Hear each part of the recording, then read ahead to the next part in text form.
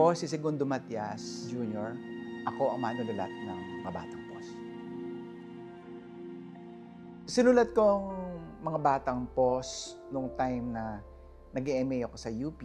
Noong una hesitant akong gawin ito kasi hindi ko alam kung paano ang gagawin yung pagtanggap. But then again, nung nagpunta ako sa DOH, nakita ko yung data o yung datos na marami sa kabataan ang nagkakaroon o nai-infect ng HIV araw-araw. Umakyat pa ito since 2023, 500%. Ayon sa DOH, pabata ng pabata ang nagpopositibo sa naturang sakit.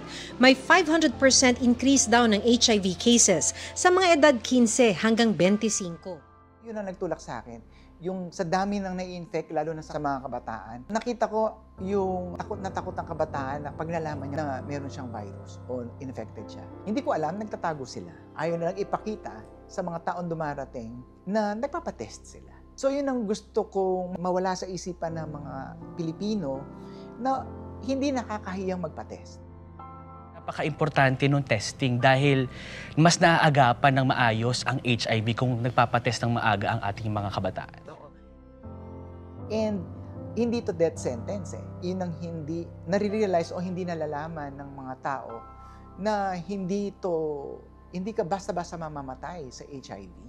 Kung ikukumpara mo yung lipunan natin, ang conservative natin, parang sa pagkainan, parang yung mga magulang o yung mga bata o yung pamilya, iniiwasan pag-usapan ang bagay nito. Unang-una, ang ating mga anak, kailangan nilang mag-ingat. Kailangan silang maging aware, magkaroon ng HIV awareness. And kung magkaroon man sila, kailangan nilang malaman kung ano ang kanilang dapat gawin.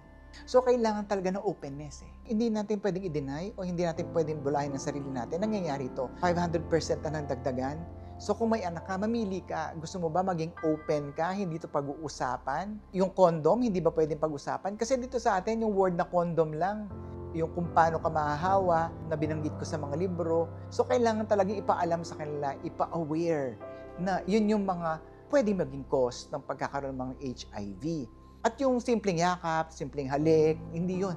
Sa tahanan, kailangan pag-usapan. Realidad yun eh. At mahalaga yung malaman mo kung paano ito maiiwasan. As a writer, tuto akong maging matapang. Kasi nung time na sinusulat ko to, kailangan kong inform ang mga kabataan.